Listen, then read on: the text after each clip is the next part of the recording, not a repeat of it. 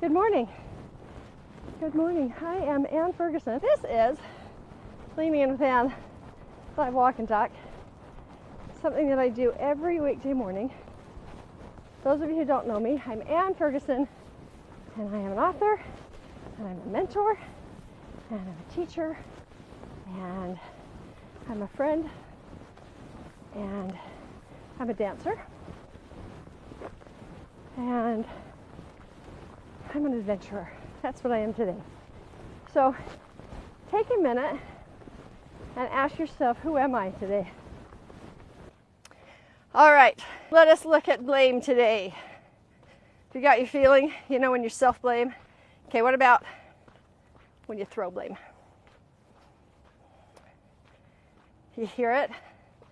So I had a mentee call me the other day. He was at a level 4 spin due to blaming. Let's go over the levels so you understand kind of where I'm talking about if you haven't seen me before. A level 0 is where we are awesome. We want to be awesome. We feel like other people feel like we're awesome. We are very comfortable in our own skin, and we want everybody else to be happy and blissful and comfortable because we are safe, secure, and okay. That is the goal. 0. A level 1 in any kind of negative emotion. A level 1 is when you're just off. You don't really know why you're off. You're just a little bit grouchy or irritated and like nobody's talked to you yet today. A level 2 is when you have the emotion, but you can still shove it down. Like stress comes up and you go, I don't have time. Loneliness comes up and you go, but I got this. I'm a big girl. Feeling ignored, but it's okay. This is where you make the excuses. This is where you do all of the justifications and all of the reasons why you shouldn't be feeling what you're feeling or why other people didn't mean to do what they're doing that caused your feeling. Level 2 is where all the justifications and things come. Well, that's a really, really good skill. It's kind of interesting. We've been taught to be at a level 2. That's what we're taught. And we're taught to be on guard so we don't move past the 2. So we don't spin out of control. Level 3, that's when you know what the crap you're feeling. That's like, yeah, I'm feeling lonely. I'm feeling betrayed. I'm feeling really overwhelmed. See, I got about a level 3 going on right now with some of this stuff that's in my world. I've got overwhelmed going on right now, and I'm really able to name that. So that's a level 3. All right, a level 4. That is when you start to discharge it. It's like a storm. There's a mist, clouds gather, raindrops fall. That's a 3. A level 4, that's when we get that torrential downpour kind of crap. And level 5, full-on hurricane that destroys.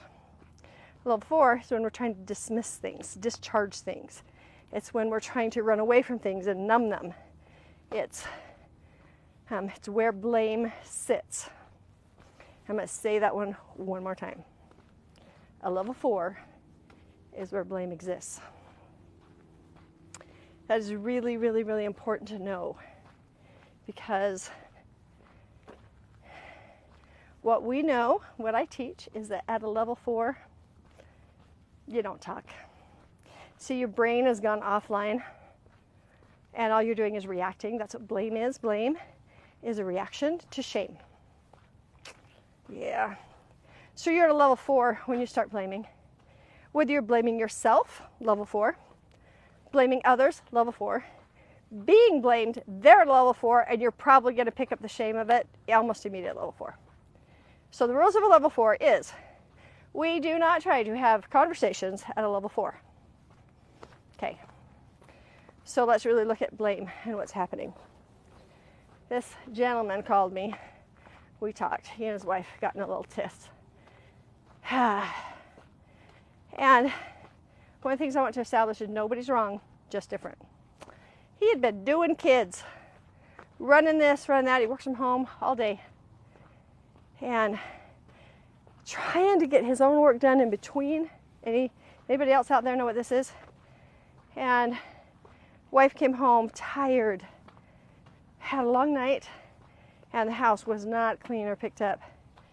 And shame hit her smack dab between the eyes of how she doesn't have her household in order and put together, and that means blah, blah, blah about her.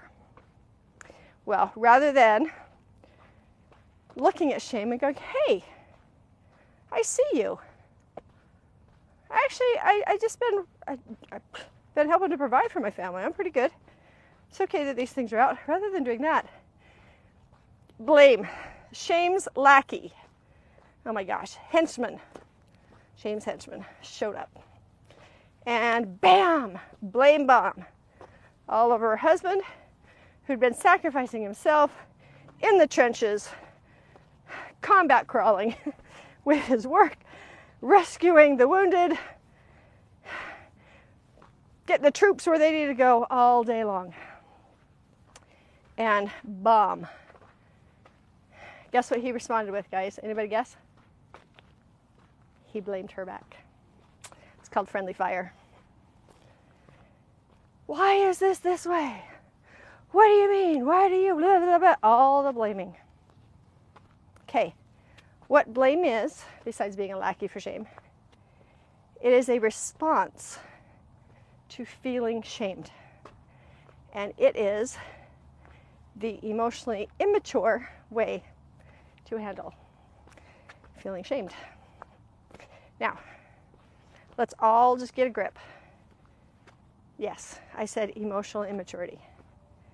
We were not taught by parents who knew how to process, deal, and handle emotion. And most of the time, their way of correction, this is not just your parents, so we're not doing victimhood at all. We're saying society-wise, this is how our generation was raised. Like, there's a generation of people in the 20s that were raised differently than us, or in the 1800s, and the way that their society understood life and relationships was different, right? And so we're not going to blame that, right? We're not sending blame, because blame equals victimhood for us. We're just going to stay in awareness. Awareness that we were taught that the proper way to change your behavior is to feel bad enough about it that you desire to change it. That sucks, guys. Feeling bad enough about how you showed up equals appropriate change. I hate shame with every ounce of my being.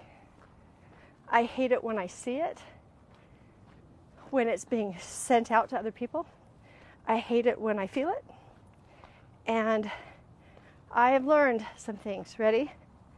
When shame happens, the biggest thing to do is to grab it and hold it, like choke it out. I feel shame right now. Grab it, hold it, choke it. And say, what you're telling me about me, is that the absolute truth? Now, this is a very different thing and more emotionally mature than what? Grabbing somebody else and choking them and saying, your fault. It's your fault that I feel blah, blah, blah.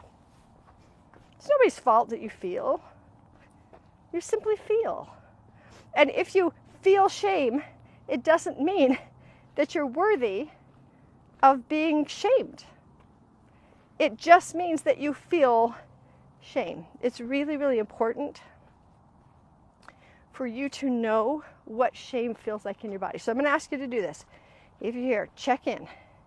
Okay, for me, what shame feels like in my body is like if somebody steps on my air hose. Like I power down, my brain gets really swirly, I can't think very well, and I immediately start sucking in all of the reasons why I'm wrong and bad and they're right. Physically, like I said, I get a kind of a swirling sensation in my head. And there's like this wave that comes from my toes up, and then it just lands in my chest, and it just, all of a sudden I get super tired, like so exhausted, tired if I'm under major shame. I want to hide. This is where I wish I could like turn into a cartoon character, open up a hole, jump in and close up the hole. That's what I would love to do when I'm in shame. What about you? What do you feel? What does your body experience? It's really important to get clear on this. What does your body experience? Do you, okay, the 4 things that happen in shame, do you freeze? Like, right? You get tongue-tied, you don't even know what to say. Do you fight and you go, oh my gosh, no you didn't. And how did you? That's when the blame gets sent back. Okay, that's a fight response. Do you freeze, like stand there, kind of frozen until you can get away, and then beat yourself up with a sledgehammer of doom, so that you can beat yourself into, if I feel bad enough about myself, I will then desire to do good, or I'll behave better. Yeah, that's just conditioning. Or do you fawn? Do you quickly just do everything you can to make it all better? And I'm so sorry I did this, and you're right, and what do I need to do? Even if you're not totally taking on the blame, you're still feeling ashamed that you had impact on somebody else. That, whoa, what do? What is your behavior out of shame? Now, I know it can be different things depending on the situation, but kind of what's your go-to? Okay, so the reason why this is so important is because shame is arming you with a weapon. That weapon is blame. What blame does is it expands shame all over the place. Like it's a nuclear bomb that radiates, and everybody around, especially the one that you've thrown it at, they feel shame. So blaming,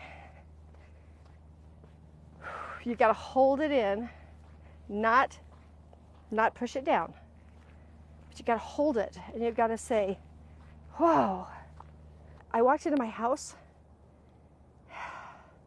and it was really, really messy, and my husband was in charge tonight, and I felt kind of guilty the whole time I was gone because I wasn't home with the kids. And I walk in and I see how, because I was there, I wasn't here, and now the house is a mess. And what that means is I'm not a good mom, I'm not a good wife, I'm not taking care of the right things, my priorities are wrong. See, shame is always about you being or not being. And so hearing the lie. So am I a bad mom? No, I actually was home like till 4 o'clock this afternoon, and I helped with homeschool here, and I did this there. Okay. Are you a bad wife? No. I'm like tag teaming with my husband so that he works and I work, and we're bringing in the money that we need. Okay. Are you neglectful? No, I'm busy. Neglect and busy are not the same thing. Okay? Being able to take that shame response and pause. Now here's the thing. When you want to throw the blame, the first thing to do is take that deep breath. The breath does not make it so that you don't feel it. All the breath does is give you that moment to pause so that you can decide what to do with it. That's it. So you need that moment to pause. So walking in, seeing all the stuff around, being exhausted, not wanting to feel responsible for cleaning up and getting everything ready for the next day so that you're not behind. Deep breath, pause. Open your eyes. Look around. Is your husband really ignoring you? Is he really being lazy? Is he really doing nothing and causing you to have to do everything yourself? See, everything that you want to send blame out to, that's the things that you question. Is it true that my husband is lazy, he doesn't care about me, and he just expects me to do everything? Is that the absolute truth? If it is not, open your eyes and go, wow, it must have been a busy night tonight. I wonder what happened so that he didn't get the things done that he told me he was going to do. Okay? So that's the first thing, so that you don't throw the shame. Ooh, we got to go into, what about you receiving all the shame that others send to you when you've got a really, really negative relationship? We talked about this yesterday. There are some people that literally cannot take responsibility for themselves. Their emotional maturity is so intense that they can't see their side in anything. And so the minute you give them feedback about, hey, babe, so I was gone and I'm just really curious what happened today. You know, is there anything I can do to help? What happened is I did this and this and this, and you're always traipsing off, and you're always this. And it's like, holy crap, what happened? They're at a level 4. Something else has triggered their shame. But then there are those people who are toxic and narcissistic, and you can never, ever, ever speak your side, your perspective. And what do? Okay, when blaming and blaming and blaming happens, it's called berating. When they're berating you. I experienced this for years. I know. And I will tell you the reason why I brought in all of the blame and the shame and received it is because if it was my fault, I could control it. If it's not my fault, it's theirs to do. And if they choose not to change, then I have to make a decision. Do I want to continue being abused? Then the shame creeps up and, you know, you failed. You weren't a good enough wife. You weren't a good enough husband. Nothing is ever good enough. That means you're not good enough. Blame is so incredibly toxic, guys. So, when somebody blames you, before you take it all the way into your heart and soul and start apologizing, that's what they want you to do, right? They want you to feel really, really, really bad so that they can be right. That's just conditioning. And sometimes they can't pause long enough to hear you because they're in their own shame. It's awful. It's such an awful cycle. But before you take it all in, take a deep breath. Is that the absolute truth? If it's not, the first thing to do is to acknowledge for yourself that what they're blaming you for is not the entire truth. There may be some truth in it, but it's not the whole truth. You have to acknowledge that for yourself, because what we do is we try to get the other person to understand and validate that what we're saying is true in order for us to be off the hook of the blame. What if they don't validate you? What if they just sit and they're blaming and they believe themselves about you and how you showed up and how you didn't do this? What if they can't even hear that this and this and this happened? Or that their perspective has absolutely no, there's no truth to it because it's not what actually happened, and they're blaming you for things that didn't even happen. If they cannot pause long enough to hear you, you've got to validate yourself. Okay, the truth of the matter is this and this and this. Once you have found it and you go, you know what? I could have done this differently, but this is not my responsibility. Why? Let's go to responsibility real quick. Responsibility. The ability to respond to the feelings, the beliefs, the neurological experiences in the body. If you cannot respond to somebody else's neurological firings, you are not responsible. You can say, wow, so it sounds like you're really upset right now when they're blaming you. Yeah, I'm upset. You. Okay, I hear that you're upset. I do. I would love to have an actual conversation. Right now, you're still in the fire of blaming. And I can hear you vent, but I'm not going to receive blame. We can talk about what's my responsibility, what's yours later. Now, that is if you got somebody that's not talking over you.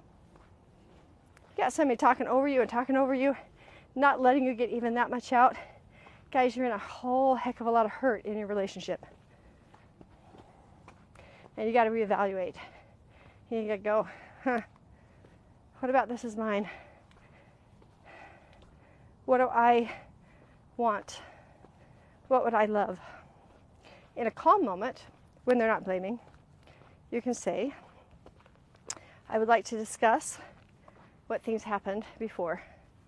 Are you open to having a discussion without blame and without shame? If they cannot do that, it's just a science experiment. You go, oh, that's interesting that you cannot do that. The thing is that somebody else never has to validate the truth for it to be true. I was blamed for years and years, and I accepted that blame. I believed myself. I believed if I could make myself bad enough, I would want to do better. Guys, my heart wanted a marriage that was functional and happy. There wasn't any more wanting it. It wasn't safe to explore emotions. So therefore it wasn't safe to overcome anything, change and tweak myself. I was just always in that hole of shame, blame. So I was reading a book last night. It talked about contention. And that contention is, not okay. I agree. You stating what is bothering you or what isn't okay with you is not contention. If you have been respectful in what you have said in communication,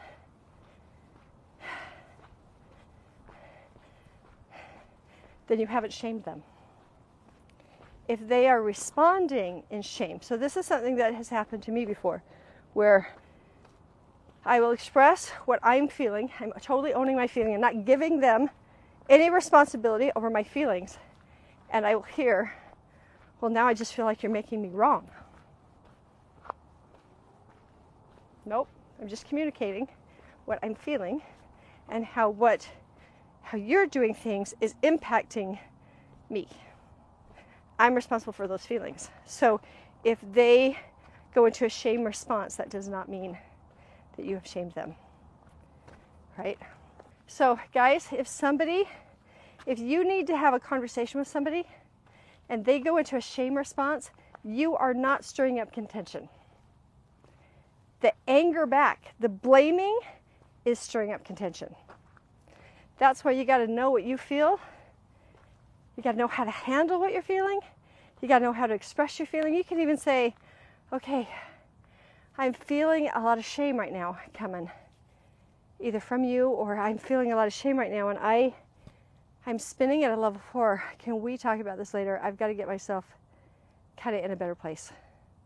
That is healthy communication, guys.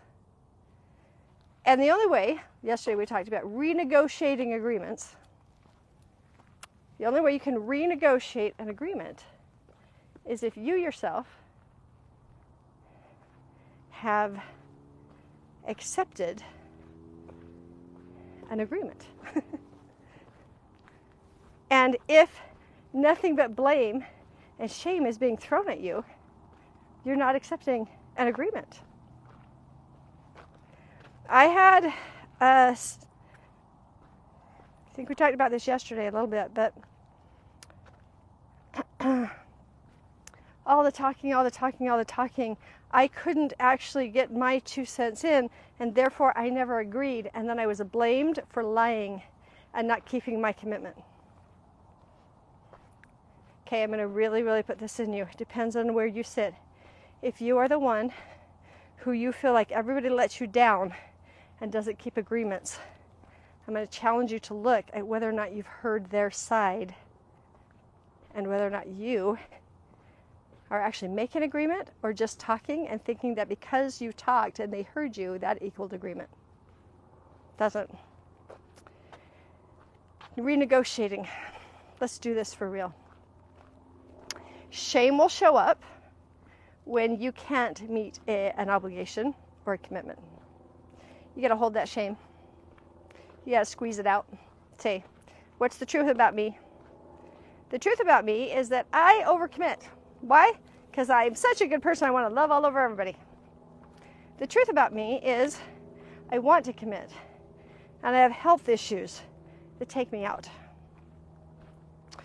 The truth about me is I should have never said yes because I felt in my gut that it wasn't right, and I said yes anyway.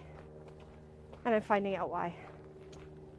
If you can take that shame and harness it and look at it, change it, now we can say, okay, I'm coming to you. I agreed that I was going to pay this back. What I didn't understand is what was happening on the back end and how soon that money would come in. And it's not coming in the way that I want it to. So I need and want to talk to you about what to do so that you feel like I'm so committed to the payback and I have the ability to meet the obligation. Okay?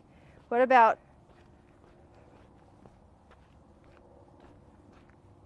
look, I said yes about us in this dream.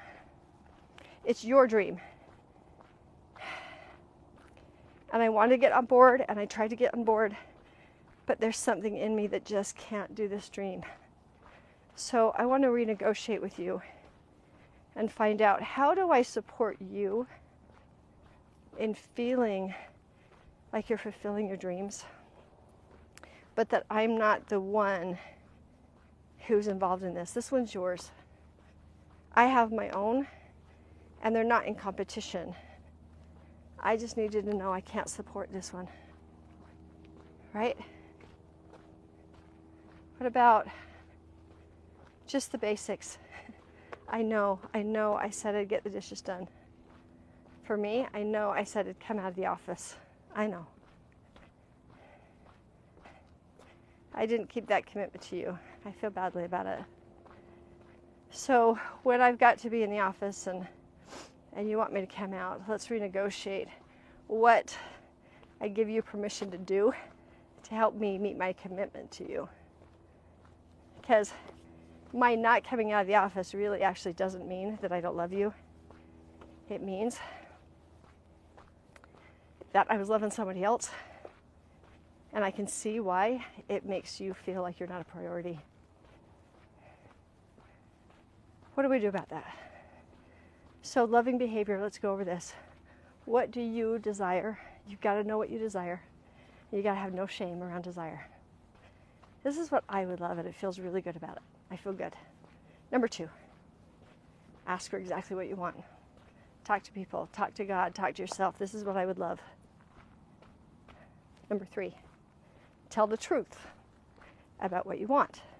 So when somebody says, hey, do you want this? And it conflicts, you got to say, no, actually I would like this. Tell the truth about what you would love. Next, let everybody involved know what your expectations of them are in leaving you alone, in showing up, in supporting financially, in supporting with a house, in that is one of the biggest things, is that we don't actually communicate what we expect of others. Then we come home, things are not done, and we blow up and we blame. Ever been blindsided by expectations? Anybody? I've been blindsided by expectations. It's not fun. It's not fair. Next, get really clear about what other people's expectations are of you. Hey, so are you expecting me to run the kids around, get the work done, get the housework done, and dinner on before you come home? Yes. Okay, then you got to get really clear and say, I can do this, this, and this. I cannot do that because of this. So I'm letting you know that this part I'm so willing and committed to do, and this part I cannot. If they feel disappointed, upset, angry because you can't do what they want, take a deep breath and just see them for what they're feeling. Don't take it from them. Just say, yeah, it's really struggling. It's really hard, right? When you want all the things and it's been a busy day and it just doesn't happen. I don't want to let you down, so I can't commit to the things, all the things that you want. What can we do to maybe help? Like if we could get maybe a carpool going, that I could get like dinner on the table. Like what about that? Don't take on their stuff. Don't feel bad like, oh shoot, I should be more. No, be really clear about what you can do. Be committed. And then if you find out that you cannot keep that commitment, number one, you have got to tell people, I am so sorry. Dinner was not possible today because this and this and this happened. So I don't want you to expect it when you come home and be upset and disappointed. How about you going and picking something up? How does that feel to you? I'm just letting you know this and this happened. That is communication, not getting it done, hiding in shame that you weren't able to, taking on more than you were supposed to, and then being mad that you're blamed for not fulfilling your commitments. And not, guess what? If somebody doesn't fill commitments, do you have the right to be upset? Yeah. Do you have the right to be frustrated? Absolutely. Do you have the right to feel let down? Yes. Is the right thing to do for your relationship to blame the other person for all of your feelings? No. You can communicate, man, I feel so overwhelmed and frustrated right now. The other person helped the communication, I can see that. I understand, honey. And I'm sorry. I really wish I could have gotten stuff done today. See, the only way you can say you're sorry in the right way that is validating is if you are not holding shame. So, we're about done. I would love to encourage you to be a shame sniper today. The way to stay out of blame is to not accept it. It is a lackey. Shame is the destroyer. Blame is the lackey that goes in and does the dirty work. So look around today. Where have you been blamed? Where are you blaming? What are you blaming yourself for? And don't make yourself wrong for feeling blamed. Don't make yourself wrong for being upset and wanting to blame. Don't even make yourself wrong when you do blame. I hope that helps you guys. There are a lot of bushes out here. A lot of rocks. Remember the old westerns? Like somebody would be hiding behind a rock? Like, I want you to see shame from the rocks. I want you to see blame coming forward dressed like a sheep when it's actually a destroying wolf. When you feel like you need to blame something, say, I'm not playing with you, blame. That is not going to help me at all. When you're all fired up and you're just so angry and you just want it to be somebody else's fault, don't be around anybody. Take a deep breath. Say, this is totally valid that I'm this upset. This sucks. What do I need to do about my upset? Calm it down. Have a clear conversation. No one, ready, is responsible for your pain. No one is responsible for your anger. No one is responsible for your loneliness. Now, this last little bit, I'm going to tell you. Blame, it creates victims. See, if you're to blame, I am now disempowered. If I'm to blame, you have no responsibility. Blame disempowers. It takes our power away from us. So, There is one source of victimization, not one source, but there is a place of victimization. We've made victimization wrong. I hear this all the time, you know, don't be a victim. I'm going to say, but what if you are? Guys, there are real victim situations where people are victimized. Whenever there's abusive relationship, there is a victim. That doesn't mean that you need to be victimized in your energy. That means you need to go, wait a minute, I feel completely powerless. I feel like I'm a victim. What am I accepting? Want us to be really, really careful about victimization.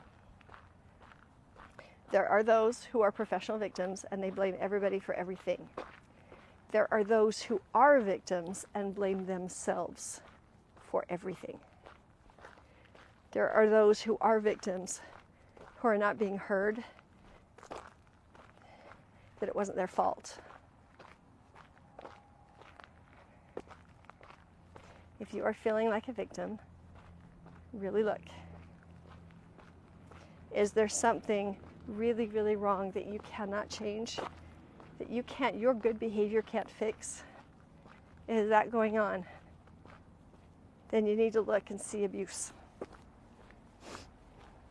If you feel like a victim and it's always everybody else's fault, it's not one person's fault, but it's the government, it's the world, it's the church leader, it's the daughter, it's the spouse, it's the boss. Always, if you're always looking around, if you always say, why me? Because everything always sucks for me and everybody else is fine and it's, you know, nothing ever goes right for me. I try so hard, but I'm always there. Is a victim mentality there that needs to be looked at, because just in saying that, you're throwing the blame everywhere. It's not going to help you. You're not going to be empowered. All right, my friends. I feel like this is a little bit disjointed today. I hope that it was helpful in really looking at blame. That's it, everybody. Have a great day. See ya.